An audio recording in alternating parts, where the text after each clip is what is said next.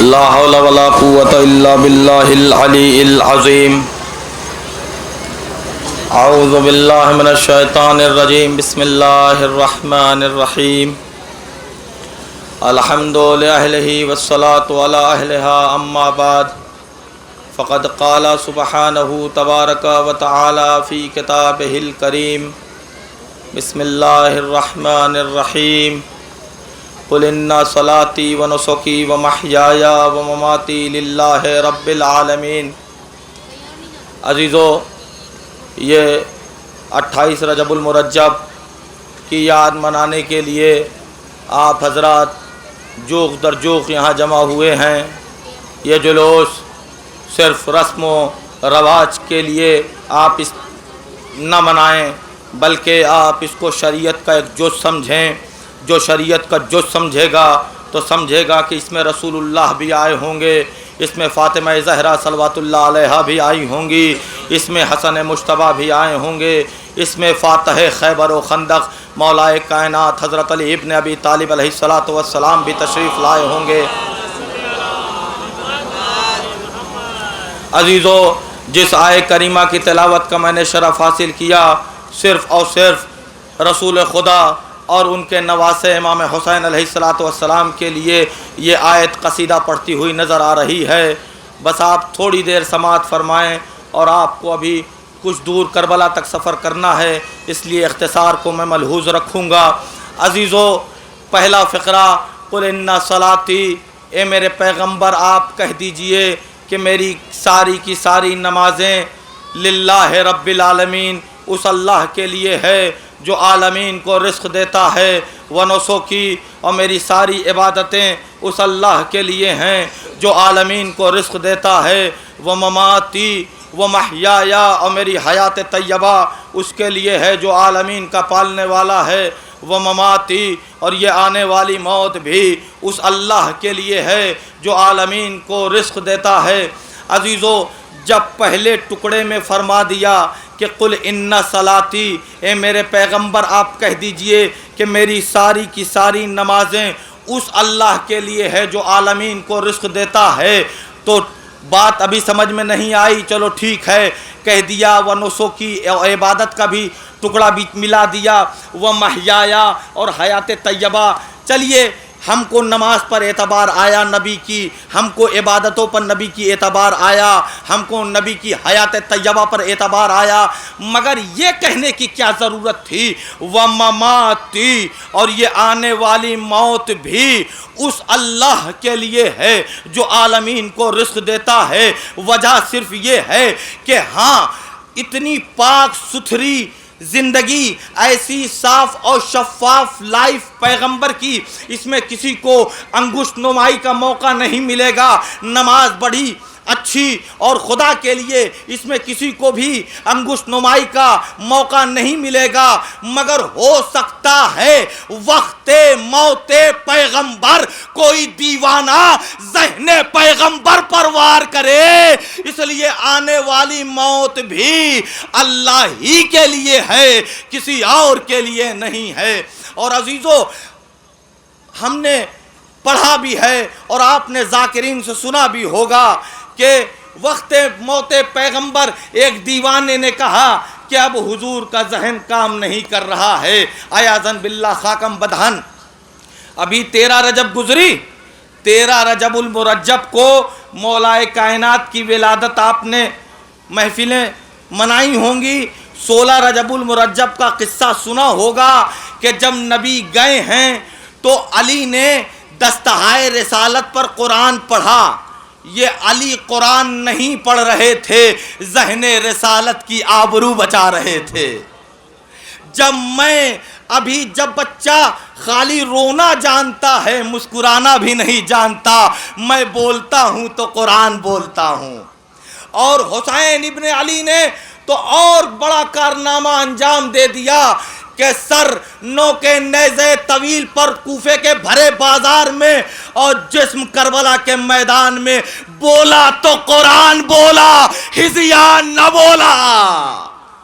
کیا کہنا امام حسین علیہ السلام کا ان باپ بیٹوں نے مل کر اسلام ہم تک پہنچایا ہے، اور جب ہم تک پہنچایا ہے تو اس کو رسم و رواج میں نہ بگاڑیے۔ یہ فارمیلٹی ادا کرنے کے لیے جلوس نہیں ہے، بلکہ یہ جلوس ہائے ازا روح و جان ہے اسلام کی۔ اگر یہ ہٹا لیا جائے تو اسلام میں آتنکواد کی دھول اڑے گی اور کچھ نہ رہے گا۔ یہاں پر ہمارے پیچھے پردہ نشین بیٹھی ہیں، ان کو بھی سوچنا چاہیے کہ جب مصائب پڑھنے والا پڑھتا ہے کہ بی بی مدینے سے جب چلی تھیں تو عباس سے باوفا آگے تھے، علی اکبر آگے تھے، پردے کا بڑا اہتمام تھا۔ تو ہماری بھی یہ ماں و بہنیں، میں ان سے دست ادب جوڑ کر کہنا چاہتا ہوں کہ سنیں کہ جب یہ جلوس ختم ہو جائے تو پردہ نہیں ختم ہونا چاہیے، کیونکہ اگر پردہ ختم ہو گیا تو میں سمجھوں گا یہ فارمیلٹی تھی، یہ دنیا کو بتانا تھا کہ ہم زینب کے چاہنے والے ہیں۔ زینب کے چاہنے والے تو تب ہوں گے جب ہم گھر میں بھی ویسے ہی رہیں جب مجمع عام میں رہتے ہیں۔ عزیزو، ہم نے دیکھا ہے، اب بات آ گئی ہے تو ایک فقرہ سماعت فرمائیں کہ ہمارے یہاں سے کوئی لیڈی چلی لکھنؤ کے لیے اور بیچ میں پڑتا ہے سٹھیاؤں پہنچتے پہنچتے اس کا نقاب اتر گیا اور اتر کے چلا گیا پرس میں، یا جو بھی رکھے ہو وہ خاک بلا اس میں رکھ لیا۔ کیوں بھائی تمہارا پردہ کس کو نظر لگ گئی؟ اکبر زمین میں غیرت قومی سے گڑ گیا۔ پوچھا جو میں نے آپ کا پردہ وہ کیا ہوا؟ کہنے لگے کہ مرد کی عقلوں پہ پڑ گیا۔ آپ کا پردہ کہاں چلا گیا؟ تو کہنے لگے ارے نہیں آپ نہیں سمجھے مولانا صاحب، یہ محمد آباد جہاں کا میں ہوں، محمد آباد یہ پچھڑا علاقہ ہے۔ ارے اب ہم لکھنؤ جا رہے ہیں نا، شانے سے شانہ ملا کر زندگی بسر کریں گے۔ راکٹ کا زمانہ ہے، انٹرنیٹ کی دنیا ہے۔ عزیزان گرامی، ہم کو خدا کا شکر ادا کرنا چاہیے۔ ہم کو نہیں چاہیے انٹرنیٹ کی دنیا، ہم کو راکٹ کا عہد نہیں چاہیے، ہم کو تو قرآن والی دنیا چاہیے، ہم کو تو اہل بیت والی دنیا چاہیے۔ جس کو اہل بیت مل جائیں گے اس کو دنیا مل جائے گی، اس کو آخرت مل جائے گی۔ عزیزو، جب یہی عورت مرتی ہے، غضب تو تب ہے جب یہی عورت مرتی ہے تو ہمارے یہاں امام باڑے میں دفن لوگ کرتے ہیں، قبرستان ہے ایک طرف، وہاں پر پردے لگائے جاتے ہیں، سائیڈ والے بھی اوپر سے بھی۔ بھیا کیوں؟ ہٹو ہٹو ہٹو ہٹو ہٹو، دور دور دور، کیوں بھیا؟ پردہ۔ ارے اماں کا ہے جنازہ، تو اماں کا جنازہ تو کیا کہا میں غیر سیاہ ہوں، میں کیوں نہیں دیکھ سکتا؟ کہنے لگے نہیں، بہت پردے والی تھی۔ میں آج جتنا ہم جانتے اتنا تم نہیں جانتے۔ پردے والی تھی، جب کرنا تھا پردہ تو کیا نہیں، جب پردہ کرنا تھا تو کیا نہیں۔ عزیزو، یہ ہوائی کی بات نہیں ہے، یہ روح مذہب ہے۔ جب انسان پردے میں رہے گا اور مردانہ صورت بنا کے آئیں گے تو اسلام کی آبرو بچے گی۔ یہ مت سمجھیے داڑھی میں اسلام ہے، مگر اسلام تو داڑھی میں ہے۔ ہاں، ایک اور بات، ہمارا نوجوان آج کل تو 2020 چل رہا ہے نا، انگلینڈ وغیرہ کا دیکھا ہوگا آپ لوگوں نے نا، تو اب میں نے دیکھا داڑھی رکھ لیے لوگ۔ میں نے کہا بھیا تم نے داڑھی کیوں رکھ لی؟ کہا رے مولانا کوہلی کی دیکھیے کتنی اچھی نکیلی نکیلی داڑھی ہے، دیکھ رہے ہیں؟ تو آپ خود بتائیے ہنسنے کا مقام ہے کہ رونے کا مقام ہے کہ اہل بیت چیختے چلے آئے، علماء سمجھاتے چلے آئے، ہمارے کان پہ جوں نہ رہیں گی، ایک کافر کوہلی رکھ لے تو ہم داڑھی رکھ لیں؟ تو آپ خود سوچئے، فیشن میں تو داڑھی رکھ سکتے ہیں، فیشن میں تو پردہ کر لیتے ہیں، جو دکھاتا زیادہ ہے چھپاتا کم ہے، لیکن جو اسلامی پردہ ہے اس کو ہم نہیں کریں گے، غلط ہے عزیزو۔ اور اس اسلام کو علی نے بچایا، اس اسلام کو حسین نے بچایا، بس دو فکر اور ربط مصائب اور آپ کی زحمت تمام۔ کیسے بچایا؟ جب دعوت ذوالعشیرہ میں رسول خدا نے کہا آج میری جو گواہی دے گا، میری شہادت دے گا، مجھے جو مبعوث برسالت یقین کرے گا اور اعلان کرے گا نہیں جو میں کہہ رہا ہوں وہ سچ ہے، وہ میرا بھائی ہوگا، وصی ہوگا، خلیفہ ہوگا فی الدنیا والآخرہ۔ علی نے اٹھ کر آواز دی، یا رسول اللہ لا ریب آپ اللہ کے رسول ہیں، آپ کو اللہ نے مبعوث برسالت کیا ہے۔ تو رسول اللہ نے کہا تم میرے بھائی ہو، تم میرے وصی ہو، خلیفہ ہو، اس دنیا میں بھی اور آخرت میں بھی۔ سن لیا نا علی نے کیا کہا؟ یہی تو کہا ہاں ہاں یا رسول اللہ آپ اللہ کے رسول ہیں۔ بدر کی لڑائی، احد کا منظر، خندق کی جنگ، خیبر کا معرکہ، یہ غزوہ سلاسل، جتنی 88 چھوٹی موٹی جنگیں 10 سال میں علی نے لڑی ہیں، یہ اپنی ہاں کی آبرو بچا رہے تھے۔ اور جب 47 ہجری میں آپ کے سر پر مدتوں زہر میں بجھی ہوئی تلوار پڑی ہے اور خون کا فوارہ نکلا، تو علی نے خاک مسجد اٹھائی اور سر میں ڈال کر کہا فزتو ورب الکعبہ، رب کعبہ کی قسم میں کامیاب جا رہا ہوں، رب کعبہ کی قسم میں کامیاب جا رہا ہوں۔ یہ آپ ترجمہ کیجئے، مگر میں ترجمہ کروں گا تو اپنی زبان میں کروں گا۔ رب کعبہ کی قسم میں نے اپنے ہاں کی آبرو بچا لی، اس کا یہ ترجمہ کروں گا، ہاں بچا لی۔ اب علی گزر گئے، ایک یزید نامی شخص کھڑا ہوا اور حسین سے نشہ حکومت میں چور ہو کر کہتا ہے اے حسین بیعت۔ حسین نے ایسا کررا تماچا مارا کہ یزیدیت آج تک منہ کے بل گرتی چلی جا رہی ہے۔ اتنی ہمت نہیں ہے کسی میں جو کھڑا ہو کر کہے کہ یزید کی وہ دل میں محبت رکھتا ہے۔ ایک ہندوستان کا نائک تھا، اس نے کہہ دیا یزید کو رضی اللہ، تو بمبئی کی پولیس نے اسے تڑی پار کر دیا۔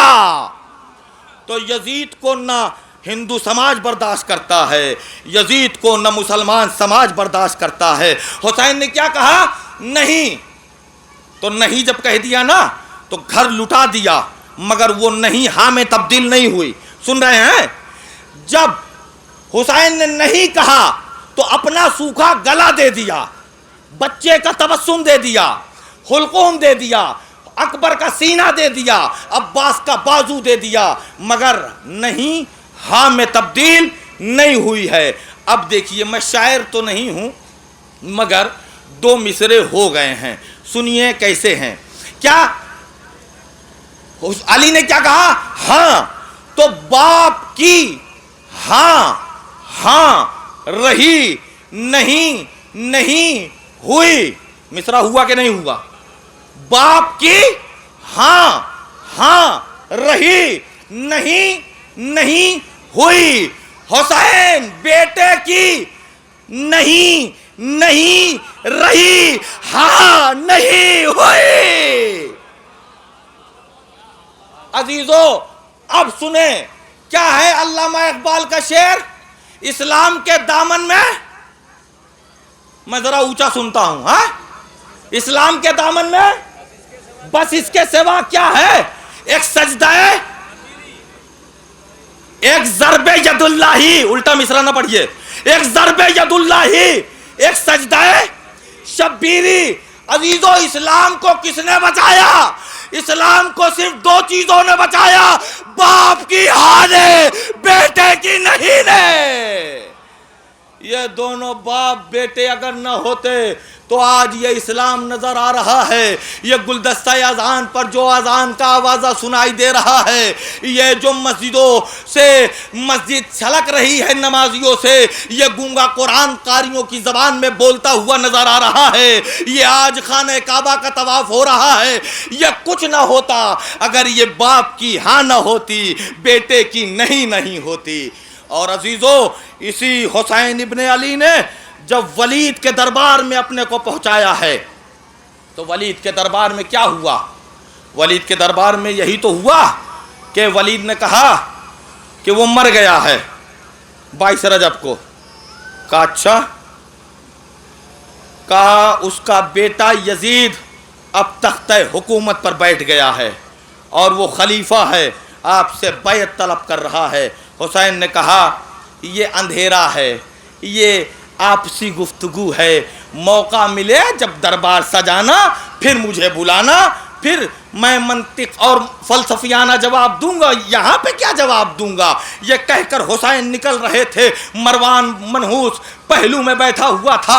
اس نے کہا اگر حسین نکل گئے تو پھر تمہارے ہاتھ نہیں آنے والے ہیں، اتنا کہنا تھا۔ فاتح خیبر کے لال کو جلال آ گیا، آواز دی اسکت، ایک کنجی آنکھ والی ماں کے بیٹے، تیری مجال جو حسین سے بیعت کا مطالبہ کرے گا۔ اتنا کہنا تھا کہ عباس درانہ در آئے دربار میں اور قریب تھا کہ ولید کی گردن اڑا دیں۔ ایک دفعہ سناٹا چھا گیا۔ حسین نے کہا میرے بھائی عباس، یہ کربلا نہیں آئی ہے، میرے حق کے واسطے تلوار کو میان میں رکھو۔ عباس نے تلوار میان میں رکھی۔ اسی وقت حسین نے تاریخی جملہ ارشاد فرمایا، پوری تقریر بھول جائیے گا مگر حسین کا جملہ نہ بھولائیے گا، کیونکہ میرا جملہ نہیں ہے، ہمارے معصوم امام کا جملہ ہے۔ آواز دی، مثلی لا یبایع مثلا، مجھ جیسا یزید جیسے کی بیعت نہیں کر سکتا۔ نہیں سمجھے؟ جب جب حسین جیسا پیدا ہوگا اور جب جب یزید جیسا پیدا ہوگا، حسین جیسا یزید جیسے کی بیعت نہیں کرے گا۔ آج ایران کمزور ہونے کے باوجود، غربت زدہ ہونے کے باوجود، سپر پاور سے آنکھ میں آنکھ ڈال کر گفتگو صرف اسی لیے کر رہا ہے، حسین جیسا یزید جیسے کی بیعت نہیں کرتا۔ حسین جیسا یزید جیسے کی کبھی بیعت نہیں کرے گا۔ عزیزو، حسین گھر میں آئے اور آواز دی، بہن اب رخت سفر باندھ لو، اب رخت سفر باندھو۔ عزیزو، سواریاں تیار ہونے لگیں اور سب کو بتایا جانے لگا کل تم چلو گے، کل تم چلو گے، کل تم چلو گے۔ وہیں پر سغرا بیٹھی تھیں۔ آواز دی، بابا کیا میں اس قابل نہیں ہوں کہ آپ کے ساتھ چلوں؟ امام حسین نے کلیجے سے لگایا، میری لاڈلی تم بیمار ہو۔ کہا بابا میں بیمار ضرور ہوں مگر اصغر سے بڑی ہوں، میں لب پہ شکوہ بخار کا نہ لاؤں گی مگر مجھے اپنے ہمراہ لے کے چلیے۔ حسین نے جلدی سے زینب کو بلایا، بہن زینب میری بیٹی کو لے کے جاؤ کنارے۔ جناب زینب نے کہا ماجرا کیا ہے بھیا؟ کہا بہن زینب میں سب کو لے جا سکتا ہوں مگر صغرا کو نہیں لے جا سکتا۔ کہا بھیا صغرا کو کیوں نہیں لے جا سکتے؟ کہا صغرا بیمار ہے۔ کہا یہ وجہ میری سمجھ میں نہیں آ رہی ہے۔ کہا اے زینب سننا چاہتی ہو، میں صغرا کو صرف اس لیے نہیں لے جا سکتا کہ میری شہادت کے بعد زینب بے ردا ہوگی، ام کلثوم بے ردا ہوگی۔ حسین سب برداشت کر سکتا ہے مگر صغرا چونکہ ہماری اماں کی شبیہ ہے، مگر یہ زینب یہ حسین نہیں برداشت کر سکتے۔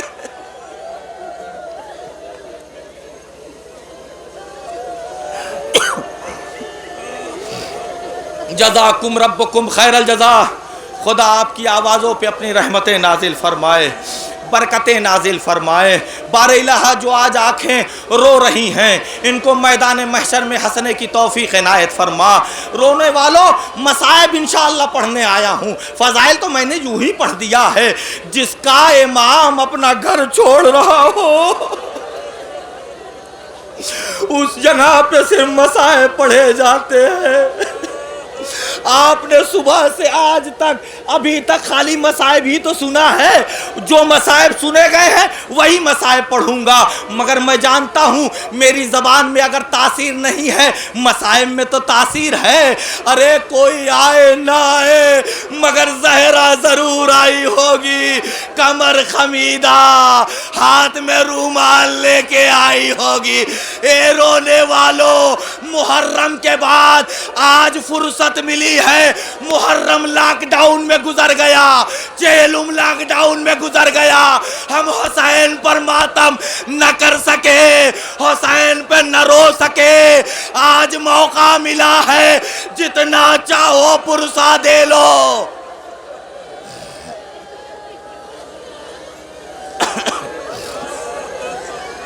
جزاکم ربکم خیر الجزا. حسین نانا کے مزار پہ آئے, آواز دی نانا.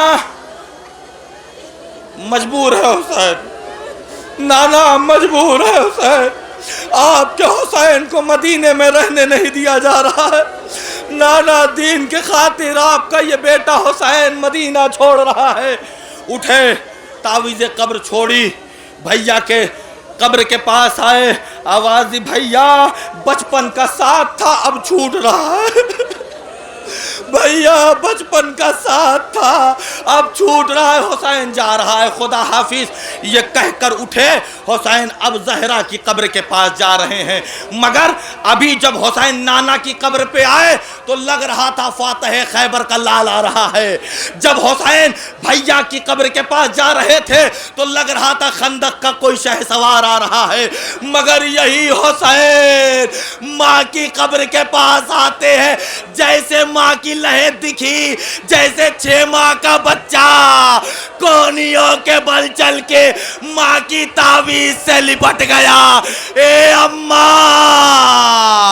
اے اماں خدا حافظ. ارے تعویذ قبر لرز گئی. اے بیٹا تیرا قافلہ آگے آگے, یہ دکھیاری.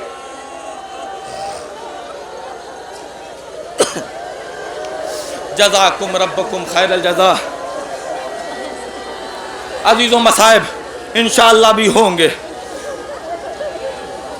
یہ کہہ کر ساری چیزیں چھوڑ دیا. آپ لوگوں نے صبح سے مصائب سنے ہیں. اب حسین سواری میں سب کو بٹھا چکے, اور یہاں تک کہ صغرا کو کلیجے سے لگایا. آواز دی میرے لال, اب زندگی رہی تو ملاقات ہوگی. صغرا کو نہیں معلوم مگر حسین کو تو معلوم ہے.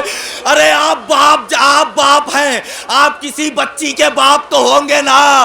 خود سوچئے جب سفر پہ جاتے ہوں گے بچیاں دامن پکڑ لیتی ہے. اللہ, حسین کس دل سے کہہ رہے ہیں, اے میری لاڈلی اگر حیات رہی.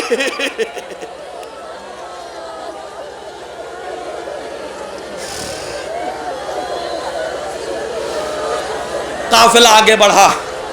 صغرا گھر میں, جیسے ہی صغرا گھر میں آئیں تو میں یہ نہیں کہتا کہ صغرا روئی نہ ہوں گی. پہلے صغرا نہ روئیں گی تو کون روئے گا, صغرا ضرور روئی ہوں گی. مگر جب گھر میں آئیں تو پہلے سے زیادہ روئی ہوں گی. آئی ہوں گی, دیکھا ہوگا اکبر کا مصلی خالی ہے, قاسم کی جگہ خالی ہے, اور محمد کی جگہ خالی ہے. پورا گھر کاٹنے کو دوڑ رہا ہوگا. بیمار صغرا عصا کا سہارا لے لے کے آگے بڑھی. قافلہ روکو, ابھی مجھ سے بابا سے ملاقات نہ ہوئی ہے. قافلہ روکا گیا, قافلہ روکا گیا, اماریاں بٹھائی گئیں. اب صغرا سے ملنے کے لیے حسین آئے. کربلا کا شہنشاہ بیٹی کے سامنے سر نہڑائے کھڑا ہے. بیٹی, اے میری لاڈلی, باپ کو رخصت کر لیا تھا تو پھر رخصت کرنے کی پھر دوبارہ ضرورت کیوں محسوس کی؟ آواز دی بابا, آپ کو رخصت کر کے جب گھر میں گئی نا تو لگا پورا گھر مجھے کاٹنے کو آ رہا ہے. مجھے اکبر یاد آنے لگے, مجھے قاسم کی یاد ستانے لگی. اور اے بابا, سب سے زیادہ تکلیف تو تب ہوئی جب میں نے خالی گہوارہ دیکھا. اے بابا نہ آتی, مگر ایک دفعہ, آخری دفعہ اپنے بھیا کو سینے سے لگا تو لو.